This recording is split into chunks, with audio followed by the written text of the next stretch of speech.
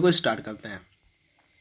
पहला प्रश्न आपके स्क्रीन पर है, निम्नलिखित में से किस कांग्रेस के अधिवेशन की अध्यक्षता रहमतुल्लाह सयानी ने की थी। आपको बताना है कि कांग्रेस का वह कौन सा सेशन था, कांग्रेस का वह कौन सा अधिवेशन था जिसकी अध्यक्षता रहमतुल्लाह सयानी के द्वारा की गई थी। काफ़ी इंपॉर्टेंट प्रश्न है,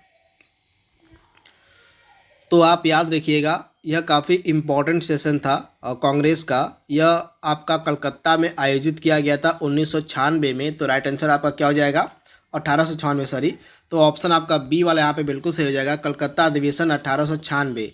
इसकी जो अध्यक्षता है किसके द्वारा करी गई थी, तो रहमतुल्लाह सयानी के द्वारा इस कांग्रेस के सेशन की अध्यक्षता करी गई थी। तो इसके बारे में आप याद रखिएगा, इम्पॉर्टेंट है, डायरेक्टली आपसे पूछा जा सकता है इसके बारे में। वहीं इस अधिवेशन की खास बात क्या थी, तो पहली बार जो वंदे मातरम है यह इसी अधिवेशन में गाया गया था। तो इसके बारे में भी आप याद रखिएगा, पहली बार वंदे मातरम जो है इसी कलकत्ता अधिवेशन में ही गाया गया था जो 1896 में हुआ था। तो इसके बारे में आप याद रखिएगा।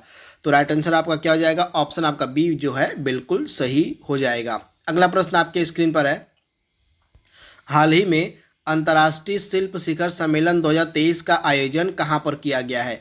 इन 30 प्रश्नों के प्रैक्टिस सेट में से आपको 5 प्रश्न जो है करंट अफेयर्स के मिलेंगे।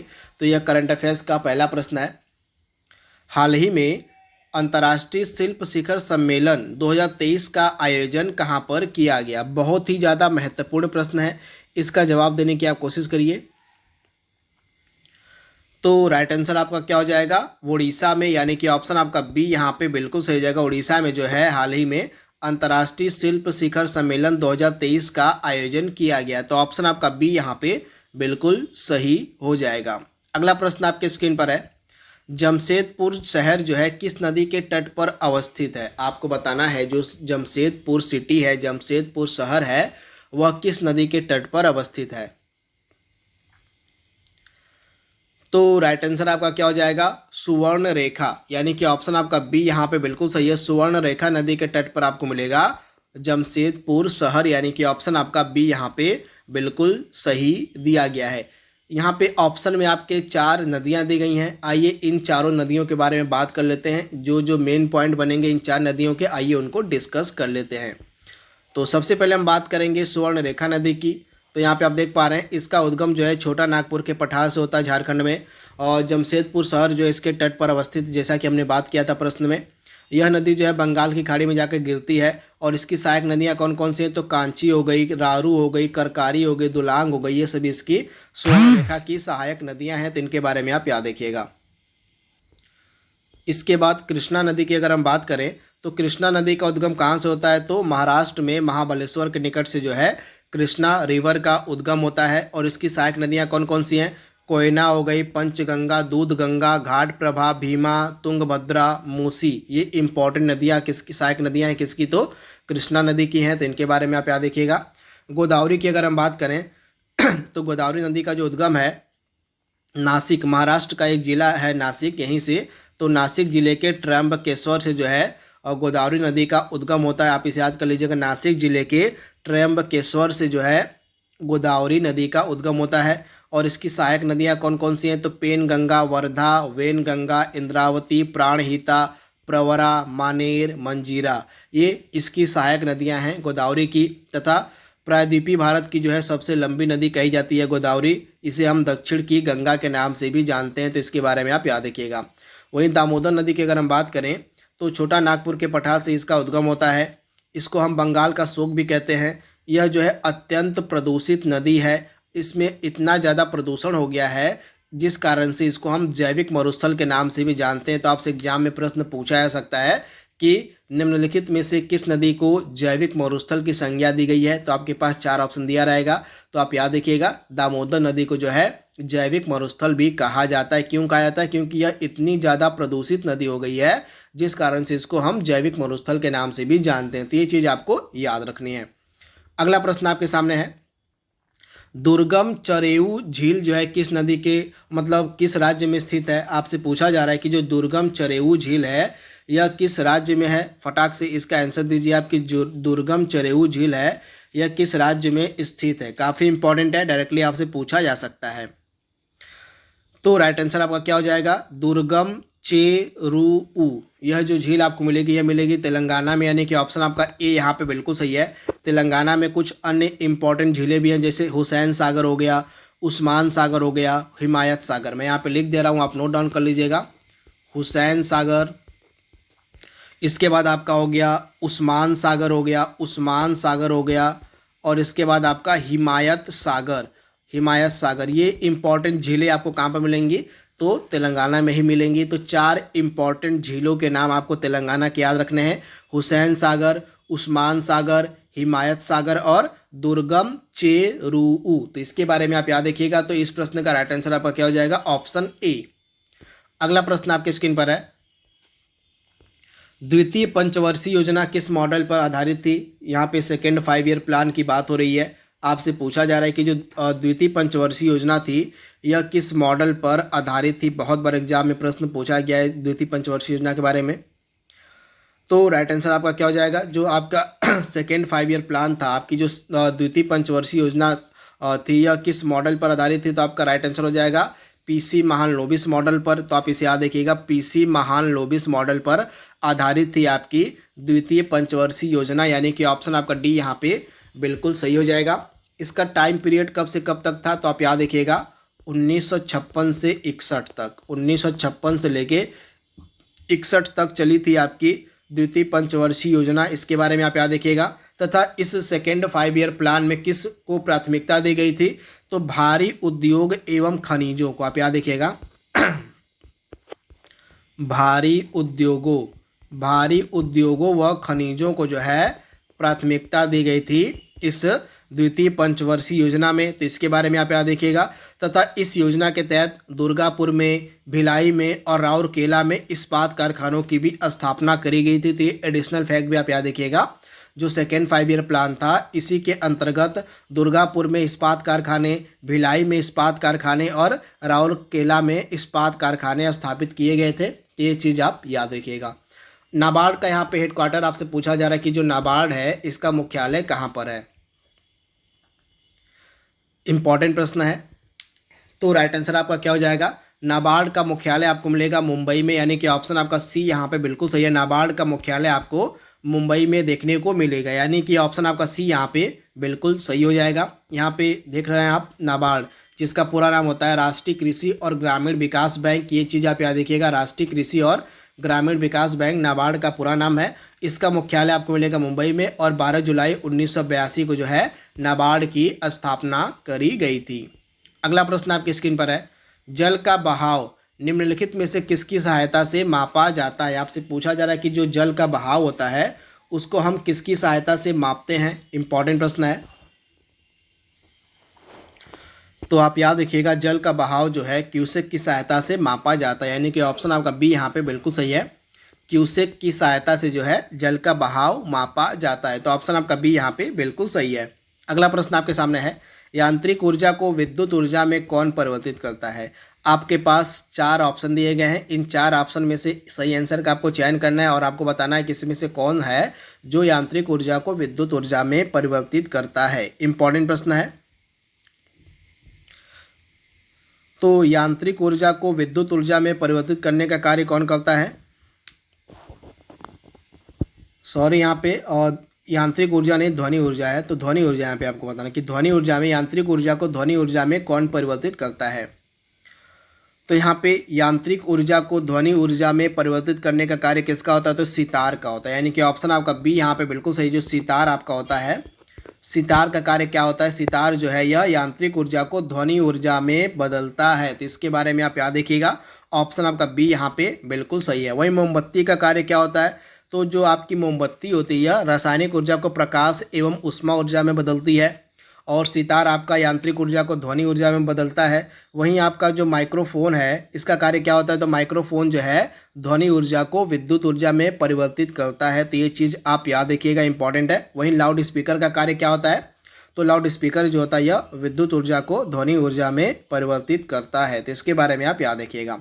अगला प्रश्न आपके सामने है, इंडियन ओपन बैडमिंटन 2023 में पुरुष सिंगल का खिताब किसने जीता। इंपॉर्टेंट प्रश्न है। इंडियन ओपन बैडमिंटन 2023 में पुरुष सिंगल का खिताब किसने जीता था? तो राइट आंसर आपका क्या हो जाएगा? कुनलाउत वितिदर्शन। ऑप्शन आपका ए यहाँ पे बिल्कुल सही। इनका शुद्ध नाम इस प्रकार से होगा कुनलाउत वितिदर्शन। ये थाईलैंड के रहने वाले हैं। तो ये थाईलैंड के खिलाड़ी हैं और इन्होंने इंडियन ओपन बैडमिंटन 2023 में पुरुष सिंगल का खिताब जीता। तो ऑप्शन आपका ए यहाँ पे बिल्कुल सही है। और ये कहाँ के हैं? तो ये थाईलैंड के खिलाड़ी हैं। इनके बारे में आप याद रखिएगा। इनका नाम क्या है? तो कुनलाउत वितिदर्शन। तो इनके बारे में आप याद रखिएगा। और अगला प्रश्न आपके स्क्रीन पर है, हाल ही में शंघाई सहयोग संगठन का पहला फिल्म महोत्सव का आयोजन कहाँ किया गया था? हाल ही में शंघाई सहयोग संगठन का पहला जो फिल्म महोत्सव था, इसका आयोजन कहाँ पर किया गया? तो आप याद रखिएगा, शंघाई सहयोग संगठन का जो पहला फिल्म महोत्सव था, इसका आयोजन किया गया था मुंबई में। यानी कि ऑप्शन आपका डी यहाँ पे बिल्कुल सही हो जाएगा, मुंबई में। तो इसके बारे में आप याद रखिएगा। ऑप्शन आपका डी यहाँ पे बिल्कुल सही है। अगला प्रश्न आपकी स्क्रीन पर है, विक्रमशिला विश्वविद्यालय की स्थापना किसने करवाई थी? आपसे पूछा जा रहा है कि जो विक्रमशिला विश्वविद्यालय था, इसकी स्थापना जो है किसके द्वारा करवाई गई थी? काफ़ी ज़्यादा महत्वपूर्ण प्रश्न है। इसका आंसर दीजिए आप फटाक से कि जो विक्रमशिला विश्वविद्यालय है, इसकी जो स्थापना है किसने करवाई थी? तो आप याद रखिएगा, पाल वंश का यह काफ़ी फेमस शासक था जिसका नाम था धर्मपाल। यानी कि ऑप्शन आपका बी यहाँ पे बिल्कुल सही है। तो धर्मपाल के द्वारा ही विक्रमशिला विश्वविद्यालय की स्थापना करवाई गई थी। तो ऑप्शन आपका जो यहाँ पे बी वाला है बिल्कुल सही हो जाएगा, धर्मपाल के द्वारा। गुलामगिरी पुस्तक के लेखक यहाँ पे आपसे पूछे जा रहे हैं कि जो गुलामगिरी पुस्तक है, इसको किसने लिखा था? इंपॉर्टेंट प्रश्न है। गुलामगिरी पुस्तक के लेखक कौन है? तो राइट आंसर आपका क्या हो जाएगा? ज्योतिबा फुले। यानी कि ऑप्शन आपका जो यहाँ पे दिया गया है सी वाला बिल्कुल सही हो जाएगा। ज्योतिबा फुले के द्वारा जो है गुलामगिरी पुस्तक को लिखा गया है। तो इसके बारे में आप याद रखिएगा। ऑप्शन आपका यहाँ पे सी वाला बिल्कुल सही हो जाएगा। वहीं आपके जो दयानंद सरस्वती, इनके द्वारा कौन सी पुस्तक लिखी गई है? तो आप याद रखिएगा, सत्यार्थ प्रकाश। ये चीज़ भी आप याद रखिएगा, सत्यार्थ प्रकाश पुस्तक को लिखा गया किसके द्वारा? तो दयानंद सरस्वती के द्वारा। वहीं B.R. अम्बेडकर की दो पुस्तकें आप याद रखिएगा, एक बहिष्कृत भारत और एक मूक नायक। तो बहिष्कृत भारत और मूक नायक, ये दो इंपॉर्टेंट पुस्तकें लिखी गई हैं भीमराव अंबेडकर के द्वारा। तो इसके बारे में भी आप याद रखिएगा, इंपॉर्टेंट है, डायरेक्टली आपसे पूछा जा सकता है इसके बारे में। वहीं अगले प्रश्न की तरफ हम बढ़ते हैं। अगला प्रश्न हमारा क्या कह रहा है, देख लेते हैं यहाँ पे। 10वीं यहाँ पे निम्नलिखित में से किस अनुसूची का जो संबंध है वह दल बदल कानून से है? इसमें से कौन सी अनुसूची जो है दल बदल कानून से रिलेटेड है, आपको बताना है। तो एंटी डिफेक्शन लॉ हम जिसको बोलते हैं, जिसको हिंदी में हम दल बदल कानून कहते हैं, यह किस अनुसूची से संबंधित है? तो आप याद रखिएगा, 10वीं अनुसूची, हमारे संविधान की जो 10वीं अनुसूची है, यह दल बदल कानून से रिलेटेड है। यानी कि ऑप्शन आपका जो यहाँ पे दिया गया है बी वाला बिल्कुल सही हो जाएगा, 10वीं अनुसूची।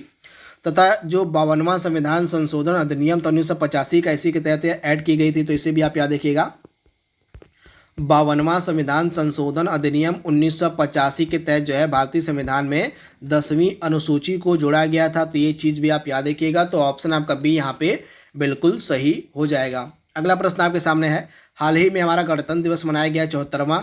तो 74वें गणतंत्र दिवस समारोह के जो मुख्य अतिथि थे अब्देल फतह अल सीसी, ये किस देश के राष्ट्रपति हैं, आपसे पूछा जा रहा है। तो अब्देल फतह अल सीसी ये किस देश के राष्ट्रपति हैं? तो आप याद रखिएगा, ये मिस्र के राष्ट्रपति हैं और ये मुख्य अतिथि थे हमारे 74वें गणतंत्र दिवस समारोह के। तो इसके बारे में आप याद रखिएगा, यानी कि ऑप्शन आपका डी यहाँ पे बिल्कुल सही हो जाएगा। मिस्र के ये राष्ट्रपति हैं, इनका नाम है अब्देल फतह अल सीसी। इंपॉर्टेंट प्रश्न है। अगला प्रश्न आपकी स्क्रीन पर है, जर्मनी और पोलैंड के मध्य निम्नलिखित में से कौन सी अंतर्राष्ट्रीय रेखा स्थित है, आपको बताना है। तो जर्मनी और पोलैंड के मध्य इसमें से कौन सी अंतर्राष्ट्रीय रेखा अवस्थित है? तो आप याद रखिएगा, हिंडनबर्ग रेखा। यानी कि ऑप्शन आपका बी यहाँ पे बिल्कुल सही है, जो हिंडनबर्ग रेखा है यह जर्मनी और पोलैंड के मध्य आपको देखने को मिलेगी, यानी कि ऑप्शन आपका बी यहाँ पे बिल्कुल सही हो जाएगा। हिंडनबर्ग रेखा इंपॉर्टेंट है। बैंक नोट जारी करने वाला पहला देश कौन था? बैंक नोट जारी करने वाला पहला देश, तो राइट आंसर आपका क्या हो जाएगा? स्वीडन। ऑप्शन आपका ए यहाँ पे बिल्कुल सही हो जाएगा। जो स्वीडन देश है इसी के द्वारा जो है बैंक नोट को जारी किया गया था, यानी कि ऑप्शन आपका ए यहाँ पे बिल्कुल सही है, यानी कि पहला देश बना था बैंक नोट जारी करने वाला स्वीडन। यहाँ पे कुछ अंतर्राष्ट्रीय सीमाएं हैं और किन देशों के मध्य स्थित हैं उनको लिखा गया है। वीडियो को एक बार रोक के इसको आप इत्मीनान से पढ़ लीजिएगा, चाहे तो आप इसका स्क्रीनशॉट भी ले सकते हैं। ये काफ़ी इंपॉर्टेंट है, यहाँ से प्रश्न एग्जाम में लगातार देखने को मिलते हैं। अगला प्रश्न आपके सामने है, भारत की पूर्व की तरफ देखो नीति निम्नलिखित में से किस प्रधानमंत्री के द्वारा प्रारंभ की गई थी? तो आप याद रखिएगा, पूर्व की तरफ देखो नीति को किस प्रधानमंत्री ने शुरू किया था? पहले आप जवाब दीजिए इसका। तो राइट आंसर आपका क्या हो जाएगा? पीवी नरसिम्हा राव, यानी कि ऑप्शन आपका सी यहाँ पे बिल्कुल सही हो जाएगा। पीवी नरसिम्हा राव के द्वारा जो है पूर्व की तरफ देखो नीति को स्टार्ट किया गया था, शुरू किया गया था, यानी कि ऑप्शन आपका सी यहाँ पे बिल्कुल सही है। तथा 1991 के जो आपके एलपीजी रिफॉर्म्स थे, जो नई आर्थिक नीति थी, एलपीजी यानी कि आपका जो उदारीकरण हो गया, निजीकरण हो गया और वैश्वीकरण की जो नीति थी, नई आर्थिक नीतियां थी 1991 वाली, ये इन्हीं के समय काल में लाई गई थी, यानी कि पीवी नरसिम्हा राव के ही समय काल में जो नई आर्थिक नीति थी उसको भी लाया गया था। तो इसके बारे में आप याद रखिएगा। अंतर्राष्ट्रीय पर्यटन व्यापार मेला, जिसको हम फितूर 2023 के नाम से जानते हैं, इसका आयोजन कहाँ पर किया गया था? तो अंतर्राष्ट्रीय पर्यटन व्यापार मेला यानी कि फितूर 2023 का जो आयोजन था यह किया गया था मैड्रिड में, यानी कि ऑप्शन आपका डी यहाँ पे बिल्कुल सही है, मैड्रिड में। अगला प्रश्न आपके सामने है, संविधान के किस भाग में पंचायती राज व्यवस्था से संबंधित प्रावधान दिए गए हैं? आपको बताना है कि इस भारतीय संविधान का वह कौन सा पार्ट है जिसमें पंचायती राज से जुड़े प्रावधान दिए गए हैं। तो आप याद रखिएगा, भाग 9 हमारा जो है ये पंचायती राज से रिलेटेड, यानी कि ऑप्शन आपका ए यहाँ पे बिल्कुल सही है। भाग 9 का संबंध जो है पंचायती राज से हो जाएगा। तो ऑप्शन आपका जो ए दिया गया है बिल्कुल सही दिया गया। भाग 9 में आपका पंचायती राज से संबंधित प्रावधान है और भाग 9 ए में, यानी कि पार्ट 9 ए में आपका क्या हो जाएगा? तो भाग 9 ए में आपका क्या हो जाएगा? नगर पालिका से जुड़े प्रावधान दिए गए हैं। तो इसके बारे में आप याद रखिएगा, भाग 9 ए में नगर पालिका हो जाएगा और भाग 9 में आपका पंचायती राज हो जाएगा। तो इसके बारे में आप याद रखिएगा। अगला प्रश्न आपके सामने है, किस वैज्ञानिक ने तत्वों की आवर्त सारणी को परमाणु द्रव्यमानों के बढ़ते क्रम में व्यवस्थित किया? इंपॉर्टेंट प्रश्न है। तो इस वैज्ञानिक का क्या नाम है जिसने तत्वों की जो आवर्त सारणी थी उसको परमाणु द्रव्यमानों के बढ़ते क्रम में व्यवस्थित किया था? तो राइट आंसर आपका क्या हो जाएगा? दिमित्री मेंडेलीव, यानी कि ऑप्शन आपका डी यहाँ पे बिल्कुल सही है। दिमित्री मेंडेलीव ने ही आवर्त सारणी को परमाणु द्रव्यमानों के बढ़ते क्रम में व्यवस्थित किया था, यानी कि ऑप्शन आपका डी यहाँ पे बिल्कुल सही हो जाएगा। अगला प्रश्न आपके सामने है, भारतीय जनता पार्टी किस राजनीतिक समूह का हिस्सा है? इंपॉर्टेंट प्रश्न है। तो राइट आंसर आपका क्या हो जाएगा? भारतीय जनता पार्टी जो है किस राजनीतिक समूह का पार्ट है? तो नेशनल डेमोक्रेटिक अलायंस, जिसको हम हिंदी में बोलते हैं राष्ट्रीय जनतांत्रिक गठबंधन, यानी कि ऑप्शन आपका यहाँ पे जो बी है बिल्कुल सही है। तो इसके बारे में आप याद रखिएगा। रूस की संसद को हम क्या कहते हैं? आपसे पूछा जा रहा है कि जो रूस की पार्लियामेंट है, जो रूस की संसद है, उसको हम किस नाम से जानते हैं? स्टैटिक जीके का यह पार्ट है, आपको बताना है सही जवाब। तो रूस की संसद को हम क्या कहते हैं? तो राइट आंसर आपका क्या हो जाएगा? ड्यूमा, यानी कि ऑप्शन आपका जो सी यहाँ पे दिया गया है बिल्कुल सही हो जाएगा। रूस की संसद को हम ड्यूमा कहते हैं, यानी कि ऑप्शन आपका जो यहाँ पे सी दिया गया है बिल्कुल सही दिया गया है। यहाँ पे विभिन्न देशों की संसदों के नाम दिए गए हैं, इनको आप देख लीजिए, यहाँ से प्रश्न एग्जाम में बनते हैं आपके। तो रूस की संसद को हम ड्यूमा कहते हैं, इजराइल की संसद को हम नेसेट कहते हैं, ईरान की संसद को मजलिस कहा जाता है, जापान की संसद को डायट, जर्मनी के बुंडेसटैग, यूक्रेन की वर्खोवना राडा कहा जाता है, नेपाल की संसद को राष्ट्रीय पंचायत हम कहते हैं, मलेशिया की संसद को हम पार्लियामेंट कहते हैं, यूएसए की संसद को कांग्रेस कहा जाता है, अफगानिस्तान की संसद को शूरा कहा जाता है। अफगानिस्तान की जो संसद है इसको हम क्या कहते हैं? तो सूरा कहते हैं, और बांग्लादेश की संसद को हम जातीय संसद कहते हैं। तो इनके बारे में आप याद रखिएगा। भारतीय संविधान का अनुच्छेद 343 किसके बारे में है, आपसे पूछा जा रहा है। तो आर्टिकल 343 अनुच्छेद 343 का संबंध जो है किससे हो जाएगा, तो आप याद रखिएगा कार्यालयी भाषा के रूप में हिंदी। तो आप याद रखिएगा कार्यालयी भाषा के रूप में हिंदी से संबंधित है आपका अनुच्छेद 43। तो इसके बारे में आप याद रखिएगा अनुच्छेद 43, यानी कि ऑप्शन आपका सी यहाँ पे जो है बिल्कुल सही हो जाएगा। इसके बाद अगला प्रश्न है, आरबीआई का राष्ट्रीयकरण कब किया गया था। आपसे पूछा जा रहा है कि जो आरबीआई है, हमारा जो केंद्रीय बैंक है आरबीआई, इसका राष्ट्रीयकरण कब किया गया था। तो आप याद रखिएगा 1 जनवरी 1949 को आरबीआई का राष्ट्रीयकरण हुआ था, यानी कि ऑप्शन आपका ए यहाँ पे बिल्कुल सही है। वहीं आरबीआई की स्थापना कब करी गई थी, तो आप याद रखिएगा आरबीआई का एक्ट था 1934 का, आरबीआई एक्ट 1934, यानी कि आरबीआई अधिनियम 1934 के तहत जो है 1 अप्रैल 1935 को जो है आरबीआई की स्थापना करी गई थी, और आरबीआई का जो राष्ट्रीयकरण था यह 1 जनवरी 1949 को किया गया था। तो इसके बारे में आप याद रखिएगा। अगला प्रश्न आपकी स्क्रीन पर है, दादा साहेब फाल्के पुरस्कार देविका रानी रोरिक को जो है किस वर्ष में प्रदान किया गया था। जो पहला दादा साहेब फाल्के पुरस्कार था यह देविका रानी को किस वर्ष में दिया गया था। तो राइट आंसर आपका क्या हो जाएगा, 1969 में जो पहला दादा साहेब फाल्के पुरस्कार था यह देविका रानी रोरिक को दिया गया था, यानी कि ऑप्शन आपका बी यहाँ पे बिल्कुल सही है। क्या आप बता सकते हैं कि वर्तमान में लेटेस्ट में दादा साहेब फाल्के पुरस्कार किसको दिया गया है, इसका जवाब आप कमेंट बॉक्स में दीजिएगा। पूना पैक्ट जो है किस वर्ष हस्ताक्षरित किया गया था, पूना पैक्ट। तो आप याद रखिएगा पूना पैक्ट जो है किस वर्ष हस्ताक्षरित किया गया था, तो आपका 1932 में किया गया था, यानी कि ऑप्शन आपका ए यहाँ पे बिल्कुल सही है।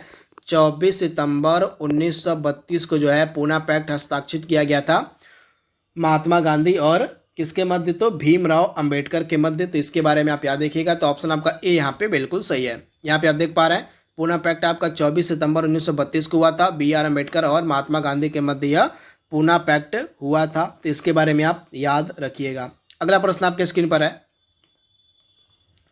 हिंदी भाषा के लिए सर्वप्रथम ज्ञानपीठ पुरस्कार किसको प्रदान किया गया था। हिंदी लैंग्वेज के लिए, हिंदी भाषा के लिए जो पहला ज्ञानपीठ पुरस्कार था यह किसको दिया गया था। तो आप याद रखिएगा सुमित्रा नंदन पंत, यानी कि ऑप्शन आपका ए यहाँ पे बिल्कुल सही है। सुमित्रा नंदन पंत को जो है हिंदी भाषा के लिए 1968 में जो है प्रथम ज्ञानपीठ पुरस्कार दिया गया था हिंदी भाषा के लिए। तो इसके बारे में आप याद रखिएगा। इनकी किस पुस्तक के लिए दिया गया था, तो इनकी पुस्तक का नाम था चिदम्बरा। तो चिदम्बरा के लिए जो है सुमित्रा नंदन पंत को हिंदी भाषा के लिए पहला जो है ज्ञानपीठ पुरस्कार दिया गया था। तो ये चीज़ आप याद रखिएगा। आज के सेशन का लास्ट प्रश्न आपके स्क्रीन पर है, आधुनिक आवर्त सारणी में 36 पंक्तियों यानी कि हॉरिजॉन्टल रोज को किस रूप में जाना जाता है, किस नाम से जाना जाता है। तो आपकी जो आधुनिक आवर्त सारणी होती है उनमें जो 36 पंक्तियां होती हैं उनको हम किस नाम से जानते हैं, तो उनको हम आवर्त के नाम से जानते हैं, यानी कि ऑप्शन आपका डी यहाँ पे बिल्कुल सही है। उनको हम आवर्त के नाम से जानते हैं। तो इसके बारे में आप याद रखिएगा। तो आज का जो प्रैक्टिस सेट नंबर 3 था उसको हमने यहाँ पे कंप्लीट कर लिया है। आई होप यह प्रैक्टिस सेट आप एंजॉय कर रहे होंगे। एसएससी, एमटीएस और सीएचएसएल की परीक्षा के लिए अब जो प्रैक्टिस सेट आपका है काफ़ी ज़्यादा महत्वपूर्ण है। तो डेली बेसिस पर आप एक प्रैक्टिस सेट जरूर लगाया करिए हमारे चैनल के माध्यम से। तो आज के लिए बस इतना ही। Thank you, thanks for watching, thank you.